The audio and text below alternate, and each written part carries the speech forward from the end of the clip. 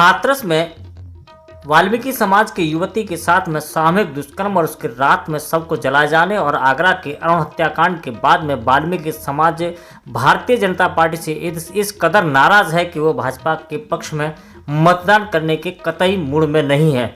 वाल्मीकि समाज की इस नाराजगी की वजह से अब अन्य राजनीतिक दलों ने वाल्मीकि समाज में पैठ बनाना शुरू कर दिया है। इसी कड़ी में बहुजन समाज पार्टी के प्रत्याशी आगरा दक्षिण से रवि भारद्वाज ने वाल्मीकि समाज में गहरी पैठ पैदा कर दी है। वाल्मीकि समाज के लोग जहां रवि भारद्वाज को हाथों हाथ ले रहे हैं तो वहीं पर ढोल नगाड़ों के साथ में उसका स्वागत और सम्मान कर रहे हैं। इसके साथ ही जोरदार नारेबाजी कर रहे हैं कि चढ़ गुंडन की छाती पर मोहर लगा दे हाथी पर के नारे अब वाल्मीकि समाज में भी गूंजने लगे हैं। ऐसा लगता है कि वाल्मीकि समाज की नाराजगी की वजह से इस बार भारतीय जनता पार्टी को आगरा जनपद में बड़ा खामियाजाना भुगतना पड़ेगा।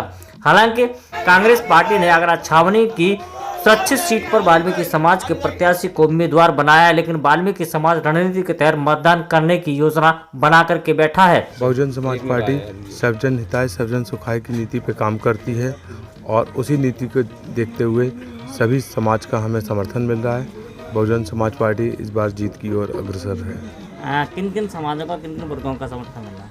सब समाज का हमें समर्थन मिल रहा है। पिछले 10 साल में दोनों सरकारों ने क्षेत्रों में कोई काम नहीं कराया, विधायक जो है घरों से निकले नहीं हैं, इसलिए जो है जनता नाराज है और जनता अब जो है बदलाव चाहती है।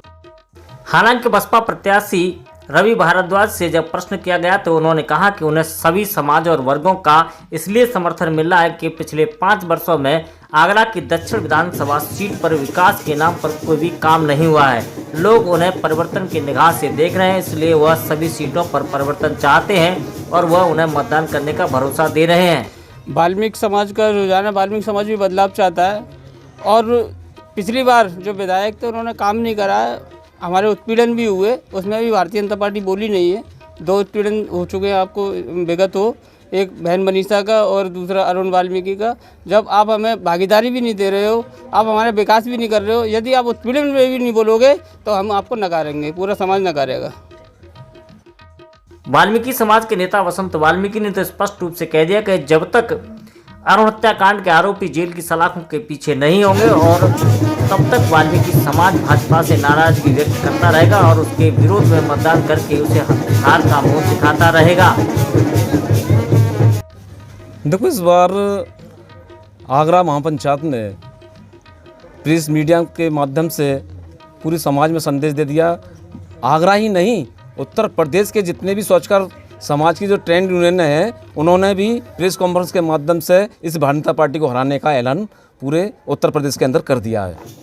वहीं वाल्मीकि समाज में बहुजन समाज पार्टी के नेता और आगरा के कोऑर्डिनेटर नरेश धनवा ने वाल्मीकि समाज से बसपा के पक्ष में मतदान करने की अपील की है।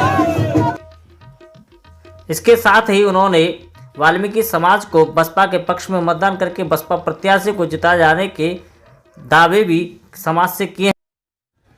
देखिए, वाल्मीकि समाज पूरा बहुजन समाज पार्टी का पुराना वोटर है। परंपरागत वोट हमारा बहुजन समाज पार्टी को जाता रहा है, वो ही जाएगा।